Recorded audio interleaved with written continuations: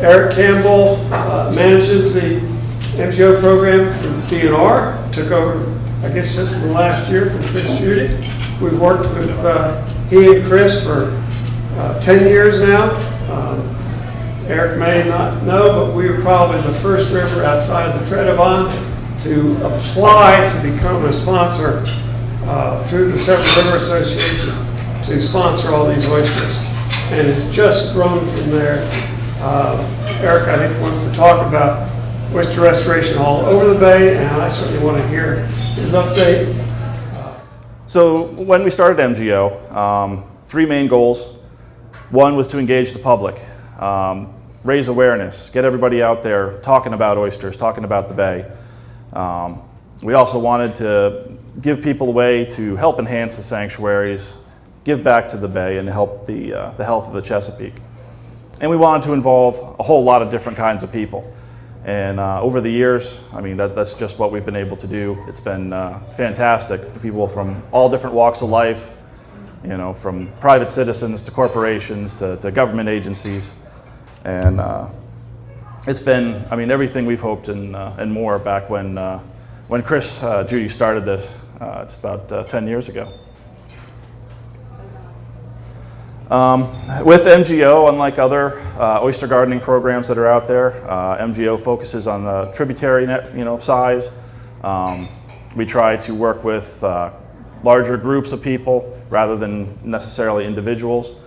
As Bob said, SRA has been a fantastic partner here in the Severn for the entire time we've been working. We have groups like this kind of all over the bay that have helped and taken up growing oysters. And of course, those oysters that we're planting, they're going on in sanctuary bottom. They're not going to be harvested. They're going to grow up. They're going to filter the water. They're going to make reefs and communities and just be a fantastic boon for the areas they're planted. And kind of the big one is stewardship. We want people to take ownership of the oysters. We want people to take ownership of the bars they're planting and feel a connection to the bay and the environmental effort that's being put in here. And here's just a few of the partners that we've worked with over the years. And I mean, it's been again, fantastic program. We've had great input from all different walks of life and different government agencies. The Corps of Engineers has been very helpful. Of course, Oyster Recovery Partnership, we can't work without these days. They've just been absolutely fantastic and taking over a lot of the parts of the day-to-day MGO. And of course, all of you, the waterfront property owners, the people who actually have the cages at your piers. It's been a joy and an honor to get to meet a lot of you over the years and be able to talk at places like this where everybody's excited about it. So back in 2008, we had the original kickoff. It was just the Tredavon River. And that was taken care of by Chris all by himself. 858 cages. And then today we're in just about 30 tributaries. We have just over 8,000 cages across the bay. It's been 30 tributaries for a few years now. I was hoping we could kick it up to 31, but this year we had one join and one drop out, so still sitting at 30, although we're welcoming in the St. Clements Bay group down off the Potomac River as a new group today. They just handed out their first 100 cages this week. Here's just a little bit. I know people often have questions about, how do the oysters do in the cages? What does it do for them? So in the cage and then on the bottom, we see anywhere from 50 to 80% survival. You got to remember these spat are coming in very tiny, and that may seem like a lot of mortality, but if we're planting these on an open bar, it can often be much higher because that cage is protecting them from a lot of predation and a lot of other issues that that they're not going to be having to face because you're taking care of them, you're keeping them clean, you're keeping them protected.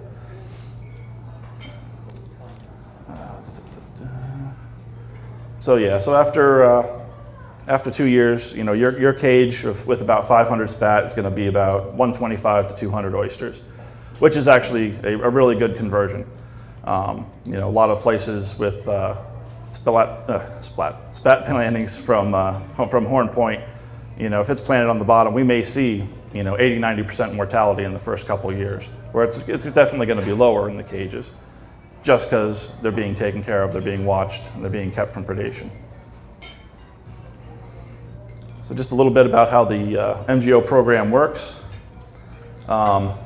In the beginning of the program, and probably including up to about 90 to 98% of the cages that are still out there were produced by Maryland Correctional Enterprises. DNR bought the cage material, and in conjunction with MCE, we had prisoners actually out there constructing the cages for the program.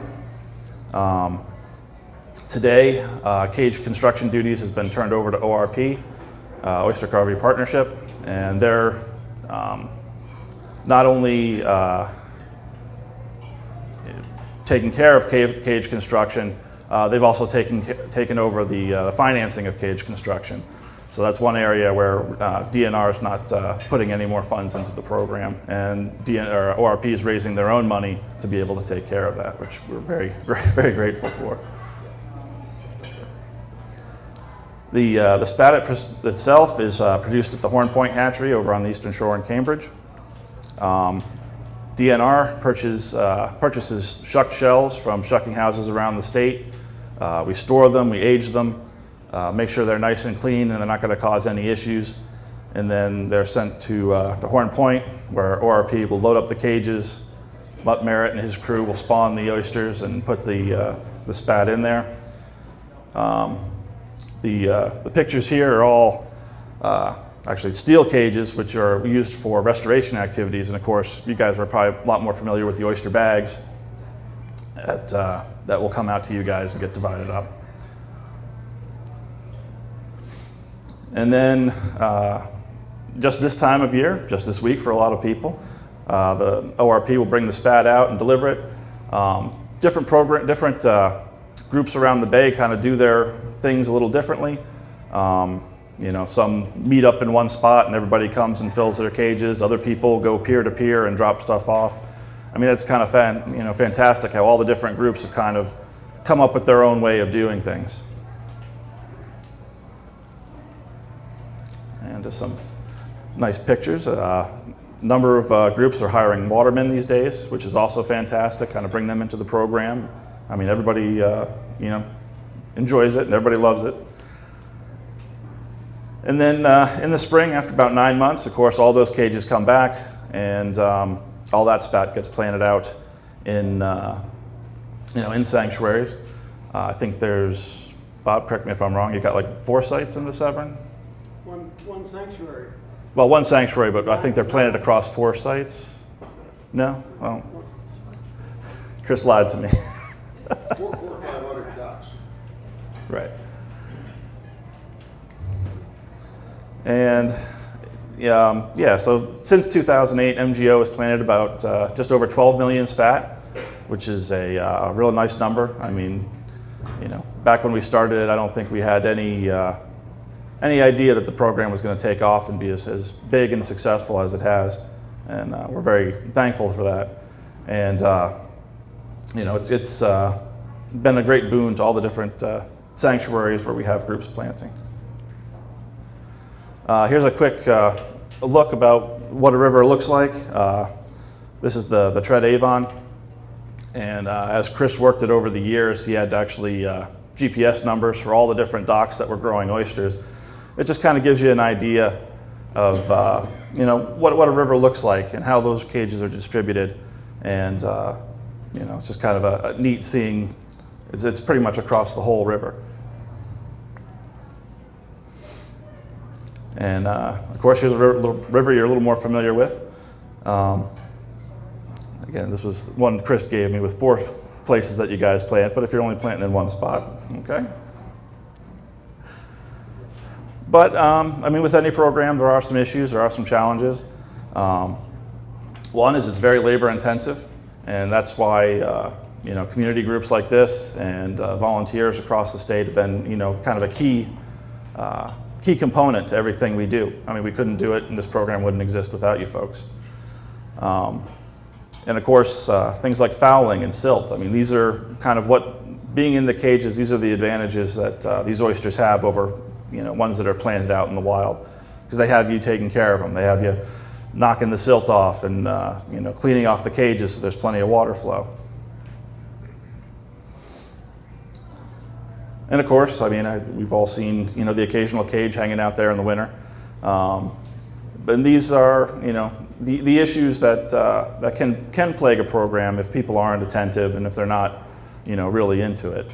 But fortunately, I mean, all the growers I've seen have been absolutely fantastic, and it's really, you guys are giving these oysters a fantastic head start. Okay, and just looking at some different aspects of the program and how they've done over the years. So, so first year, 1 tributary. Now we're in over 30 tributaries. About a 10-fold increase in the number of cages. Just an idea of the kind of the costs behind the program. A cage full of spat costs about $30 from construction to production of the spat. So, I mean, and it just kind of gives you a sense of the efficiency. So the better they survive, the less each oyster is going to cost.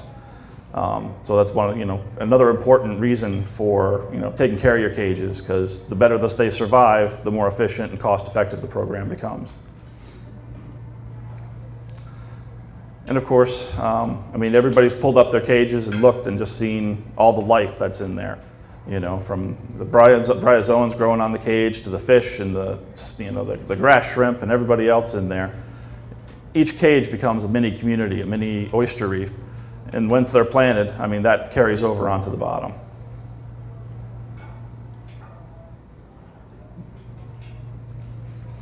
And this, I think, this for me is the key part of MGO, and actually the most important part.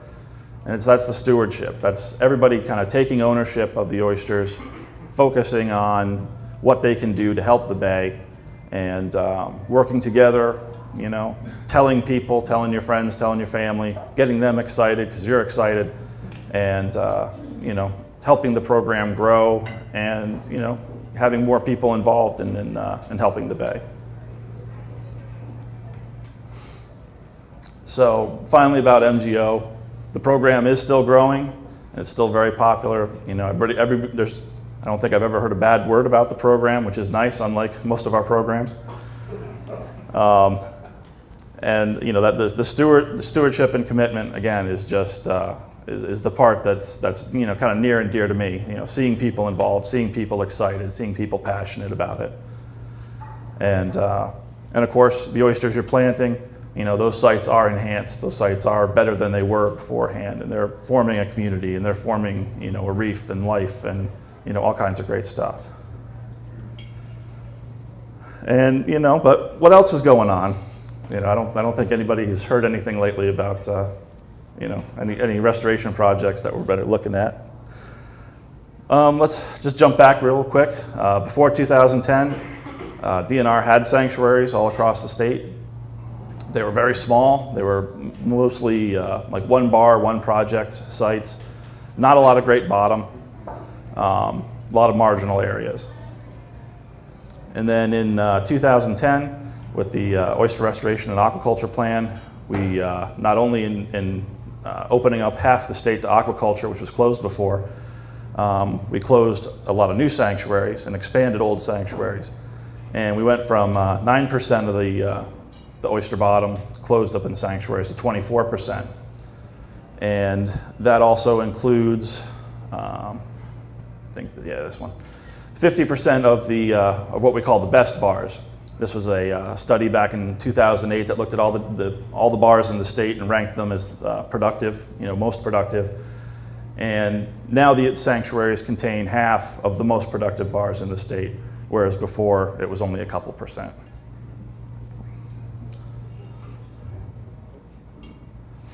And for when we're doing restoration in the sanctuaries, it starts out pretty much the exact same way as the spat that you guys get. DNR buys the shell, we age it, we send it to Horn Point. ORP and University of Maryland turned that into spat for us, and we plant that at sites all around the bay.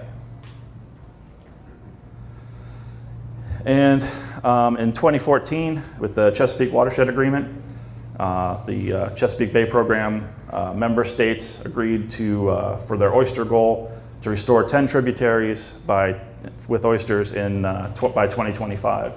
5 in Maryland, 5 in Virginia. In Maryland, the first one we undertook was Harris Creek, which is now complete. And then the second 2 tributaries were Little Trout Tank and Tread Avon. Now, we know the last 2 tributaries are currently in the selection process. The Oyster Advisory Commission was tasked with looking at all the different sanctuaries, ranking them, and coming up with their suggestion. OAC was able to whittle it down to 8, and they passed their recommendations on to DNR. So the decision on the last 2 sanctuaries currently lies with the Secretary of DNR. He's been given the OAC suggestion, he's been given all the data and information we have, and now we're just waiting for a final decision. When's that decision going to come? We don't know. But we're hoping soon, because we got a lot of work to do. And this is just to give you an idea of what one of these large-scale restoration projects look like. This is Harris Creek. In Harris Creek, we restored 375 acres of bottom and planted over 2 billion oysters. These restoration sites include anywhere from bottom that was already good, that just got spat on shell, to areas that were marginal habitat and then received either stone or shell to harden them up and then spat on shell. And of course, we finished this one up in 2015, and our 3-year survey has already taken place, and 100% of the restoration sites meet the goal of 15 oysters per square meter, and 50% of the sites are all the way up at 50 oysters per square meter, so which is absolutely fantastic. Has the quality of the water improved? That's not something we've specifically looked at yet. I know that the Resource Assessment Service has continuous water quality monitors in there, but we haven't particularly looked at it yet. You know, we've been focusing on the actual bars themselves and how healthy the oysters are. And this picture gives you a little bit of an idea of what we do. Of course, on the left is what was there before, kind of marginal habitat, little firm, scattered shell. Then we come in, we plant, and we've got some nice oyster habitat there. And it's been fantastic. I mean, there's been bumps in the road along with the projects, and of course we got 2 more tributaries, of which, of course, as you know, the Severn River is in the running for one of these last 2. But we'll see. And that's it for me. If anybody has any questions. Have you seen evidence of natural reproduction in, say, Harris Creek? Yes, absolutely. During the 3-year update sampling, we found spat on the material we planted, on the stone, on the shell. So yeah, I mean, there is reproduction in there. I mean, Harris Creek historically has been a very productive area, but for a number of years it had declined a great deal, and we are seeing signs of life stirring in there that which is nice. Question over here. Yes, I have 4 cages on my pier, and I think this is a really great program, but I don't live on the Severn River, and I would like to know if there's anything that I can do as an individual to have oysters in my own creek, like for example, there was, I think yesterday's Capital was on the front page was an article about some guy growing oysters for the South River. South River Federation. Yeah. They're another one of our members. So, is there anything an individual person can do, even if we were willing to shell out $30 a pop for bags of oysters and keep them ourselves, in addition to what we do for the Severn River? Basically, I mean, part of my job is being the first point of contact for people coming in and asking questions like this. What can I do? And first thing I do is check if there's an active, if you're in the same area as an active group, so I can plug you in with them. And if you're not, a lot of the time I'll refer those people over to the Chesapeake Bay Foundation, because they have an oyster gardening program. They use cages very similar to ours, and they tend to work more with individuals. And but it's the same kind of thing. You'll go, you'll get spat, and you'll meet up at a certain time of year. You'll hand off your spat, and they'll get planted in the sanctuary. Is it going to be in your creek? Probably not. The problem with that, we try to avoid, everybody and everybody kind of having their own little spot here, there, and everywhere. We think it's better to concentrate the stuff, or the spat on shell, so you've got a little bit more of a chance of success. And I mean, the thing is, we can't protect a lot of these plantings. If you go out and you plant in an area that's open, there's nothing that we can do to guarantee that those, oysters won't get harvested or something like that. That's why we focus all our efforts in the sanctuaries, and again, try and concentrate them down into nice, dense plantings. So if I could just follow up. Let's suppose I dumped a lot of cinder blocks under my pier so it doesn't touch boats or people, and then dumped a lot of bags of oyster spat. You can do that. You are nobody can go in and go under your pier. Right. So I know, again, Chesapeake Bay Foundation actually works with a lot of homeowners to build reefs under their piers. Thank you. And I know a lot of people have done that. And yes, I mean, you can absolutely do that. And for stuff like that, again, I think the Chesapeake Bay Foundation is a great place to start. There's a fellow over there, his name's Patrick Bayall. He runs their oyster gardening program. If you like, you can give me contact information. I can get you connected up with him. And they do great work along those lines. Okay, thank you, Eric. Yeah. Have you had any issues with poaching on our sites?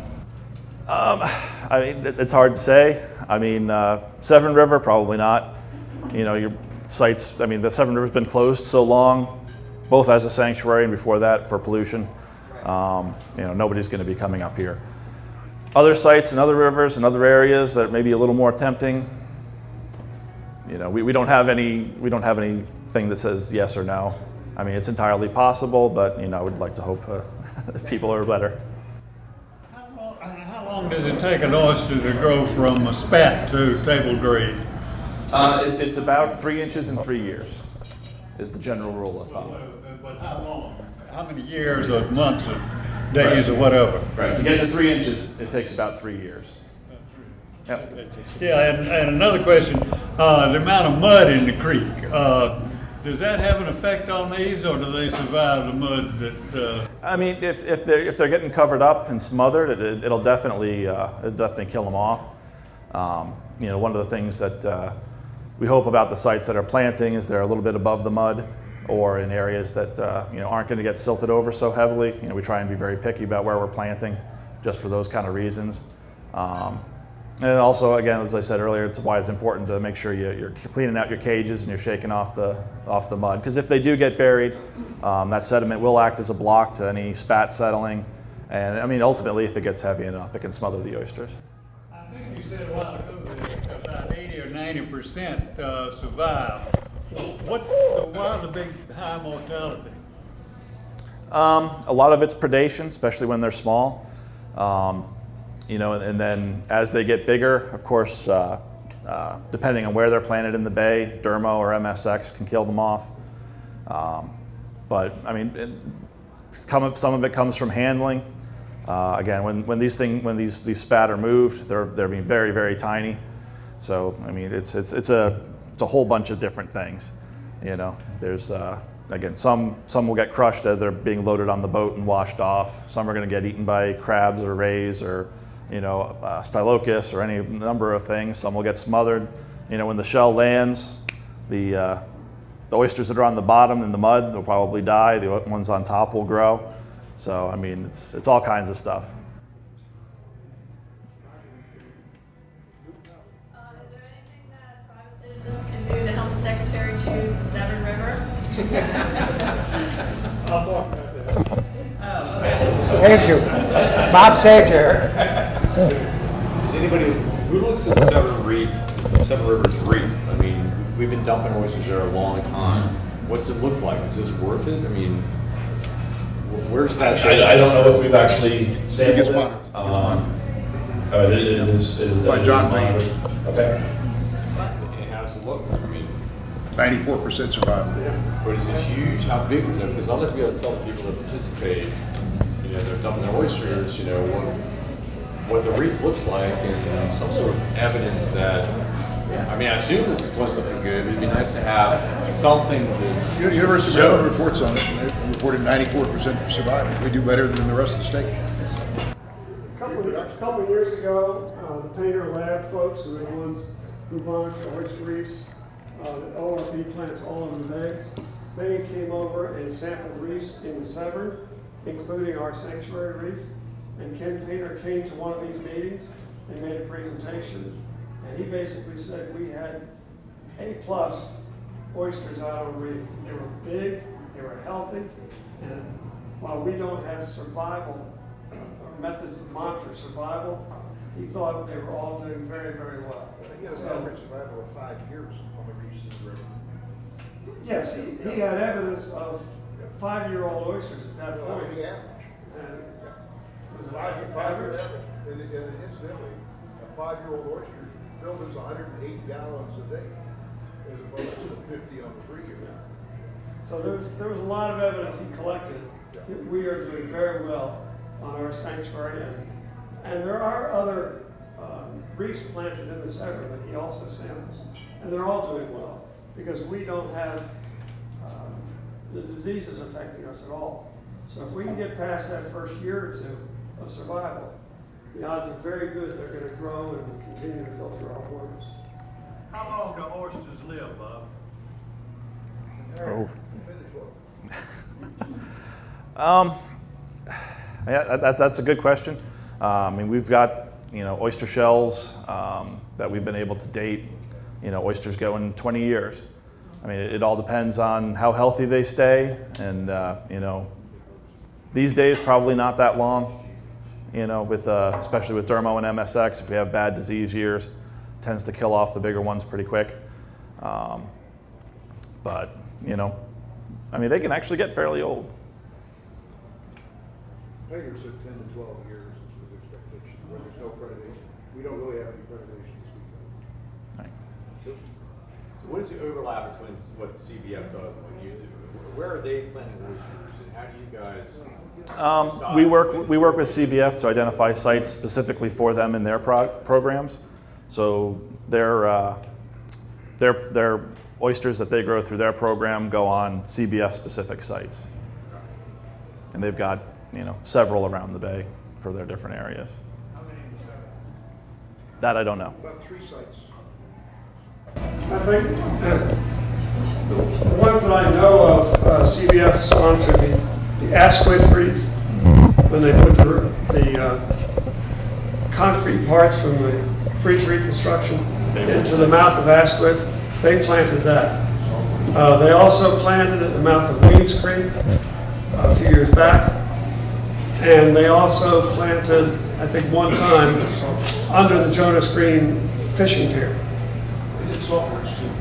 And maybe they did at the mouth of Saltworks. So they have planted different places at times. They also, at least twice in the last 7 or 8 years, where they have surplus brand new spat on shell at the end of their program, because they're setting spat on shell just like Horn Point is. And if they have surplus, say in September or October, we are a close place for them to plant on a known reef with substrate.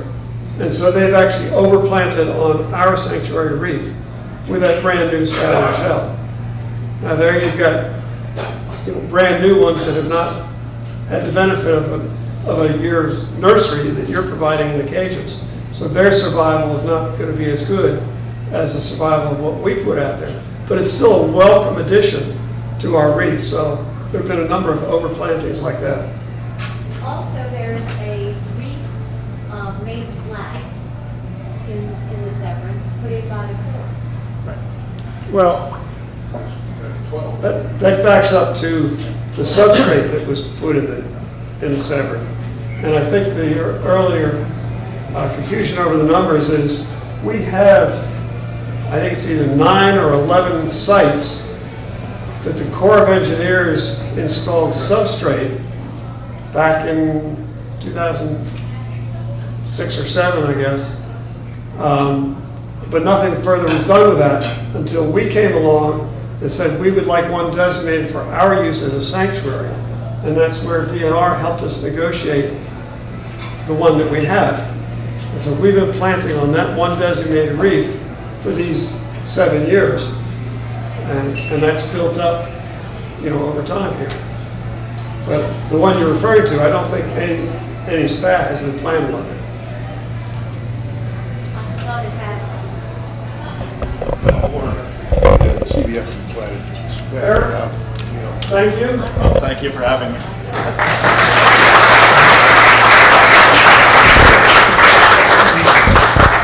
I'm going to take a little more time because there are a couple topics that Eric alluded to but didn't quite get into with respect to the Severn. I'll get first. The first topic is selection of the next tributaries for intense oyster restoration. As Eric said, the Oyster Advisory Commission has deliberated over this for the last year, and I've been attending most of their meetings. They got to the point in May where they did narrow the list down to, I think you said 9. Effectively, the list was narrowed down at that point to 4, and I've heard that one of them has been eliminated. So right now, it's between the Severn, the St. Mary's, and Breton Bay. And the question about what can we do to influence the Secretary is still open. So last Thursday, I had the opportunity to stand at the podium with Mike Bush, our majority leader, Speaker of our House, and I asked Mike to get involved in this and talk to the Secretary on our behalf. That presentation that morning was led by County Executive Shue, who just 10 days before had endorsed the Severn as the river of choice in Anne Arundel County. That was a very, very significant endorsement. I hope you read it in the Capitol. But what it said was 2 things. It told DNR that the county administration is behind oyster restoration, 100%, and that it should be done in the Severn. He didn't say it should be done in Anne Arundel. He said it should be done in the Severn. And that took several months of effort to get his attention to that. And I thought he was going to make more of it last Thursday. He didn't. But nevertheless, he put that in writing to the Secretary. So we'd like to add more letters to the Secretary's consideration of why he should choose the Severn. Each of you should write to Secretary Belton and say, we're helping restore oysters on the Severn, won't you? If we've got 400 locations with cages on the Severn, and by my calculation, 1,000 people involved in this program, that's the strongest demonstration anywhere in the state of people who want the oyster restored. I mean, that's what you talked about at the beginning. The goal of the program is to get people involved with the quality of the water in the Chesapeake, on their river, on their creeks. And now it's time to say, let's do this together. Let's bring this state and the federal monies to restore the oyster to the Severn River. And what it really takes is quantity. And the question about do I do it at my dock? Or why are we planting all these in one location where we could have secretaries all over the river? This will succeed only when you get to quantity. It's been proven at Tredavon. This restoration that was completed at Tredavon is extremely successful because they now have huge quantities, millions and millions of oysters And when they get ready to spawn, there's many, many females and many, many males, and the odds of their creating larvae and spat are huge magnitude when you have that kind of quantity. And that's what we need to achieve on the Severn. I saw an example just last week. One of our growers who I had not met before, individually sponsors 50 cages. He keeps them clean. He takes them out and plants them on the sanctuary. But he watches his pier from up on high. He lives on one of those houses up high over the main part of the river in Harold Harbor.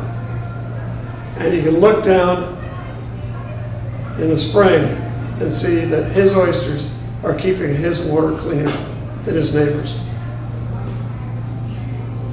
And the result of cleaner water, he has grasses at his pier, and his neighbors don't.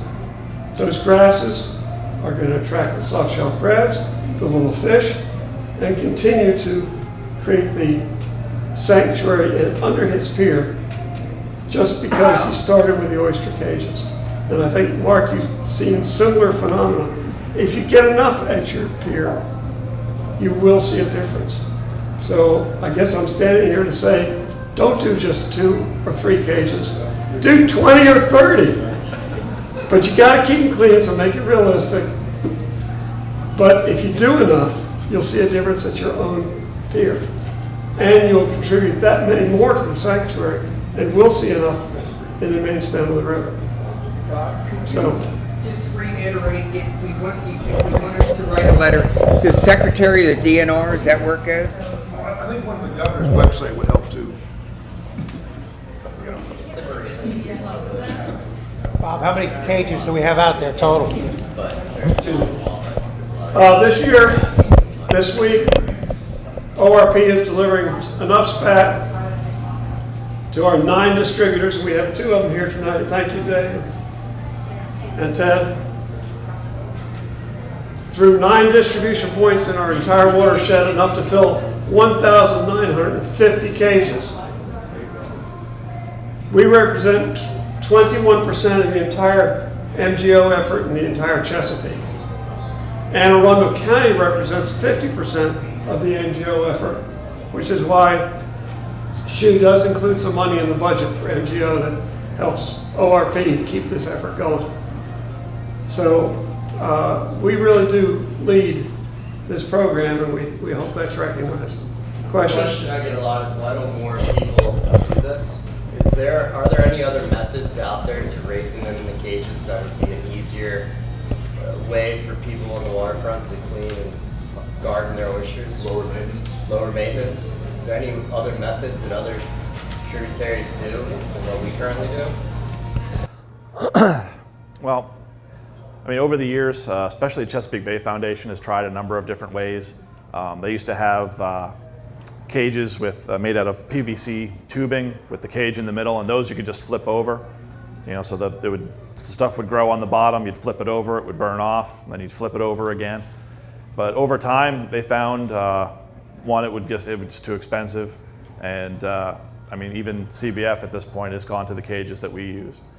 So, I mean, we've tried different things over the years, but so far, I mean, this is kind of where we are. So we have a float that has a drum. It's a PVC frame, and there are 2 sections, and there are 2 drums that are about 4 feet long, 18 inches in diameter, and you can put a lot of spat in these things. 6 cages. I've put 2 or 3 bags in. And there's a line that runs from the dock down around the drum to a weight on the bottom. And as the tide comes up and down, the line spins the drum ever so slowly. So they're constantly turning. And when that works, it works great. The guy who built the business building. I'll go down and shake the cages. Johnny Oysters, Put the he drums gave up. out, and they're cleaner in the drum than they are in the cages. The problem I've had is at some point during the winter, the line breaks, the weight falls off, and the drum stops spinning. And then it's then it's hard because you got to lay down on the dock and reach down. And it's kind of like anything. The more complicated you make it, the easier it is to break down eventually. So I've tried a couple different lines to prevent that from happening. This year I'm thinking about actually trying stainless steel to see if that'll make it through the winter. But when that system works, it works great. If we could just crack the nut on getting it through an entire winter, it's really nice. It's zero maintenance. It just rides the tide, cleans itself. If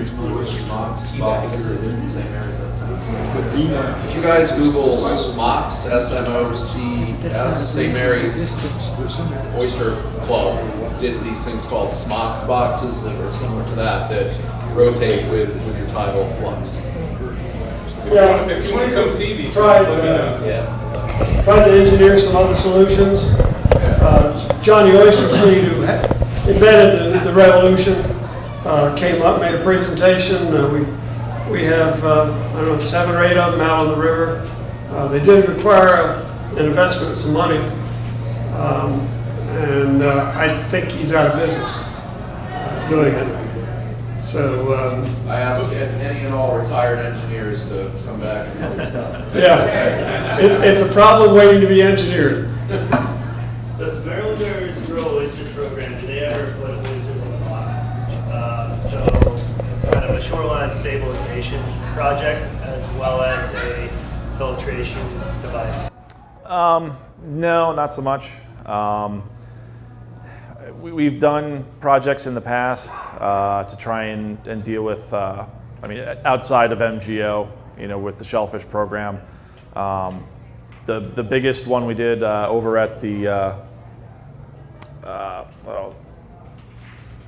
trying to remember the name, at the old Horsehead Wildlife Refuge over on Kent Island, Seebeck. We built a 2-pronged reef. We have one section with rubble from Memorial Stadium and another section that's made out of fish havens, big concrete structures. The idea there was to try and use the structure and the oysters for wave attenuation because they have a really large fetch coming on. And I know that there's like communities that have used reef balls and things like that to try and for shore stabilization. But the problem is a lot of those things, if you're putting oysters on those and you're trying to stabilize things that are going to get covered with sand or whatever, you kind of can't have both. Well, wouldn't sand bottom being a hard bottom generate actual spat or create a bottom that you could then plant the reef? Well, the issue with that is one you have to be you'd have to be in an area that's going to get really good spat set to get those oysters, and 2, oyster reefs form over hundreds and hundreds of years, so it's not going to be a quick solution by any stretch of the imagination. How far up the Severn can we successfully grow? Up to Round Bay? We've had some success. Sure. It all depends on the salinity. Yeah. Our problem is more with the really muddy creeks and less than 5 feet of water. And then we don't have much success. The ones we had on Elton Island. I think we lost some, but Yeah, the further you go up any tributary, the one thing you got to look out for is big influxes of fresh water. So when a hurricane or a nor'easter comes through, or if there's a lot of snow, that spring melt, the upper reaches of the river, the salinity can drop real low. And if it does so for an extended period of time, you can get a lot of mortality. But generally speaking, yeah, you'll be able to grow them up there. The other problem up at the headwaters is that when you get a heavy rain, you get a lot of silt still coming down out of Severn Run, and there's some of those trees up there, and there's a huge silt plume, and that's got to have a negative effect on the spat. Yeah, it certainly does. Not so much for the ones in the cage, because it's not, as soon as it settles onto them, you can just shake it off. But yeah, anything on the bottom is going to get a lot of that silt.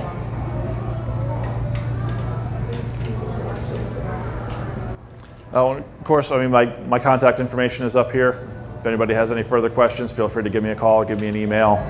I'm more than happy and respond pretty quick.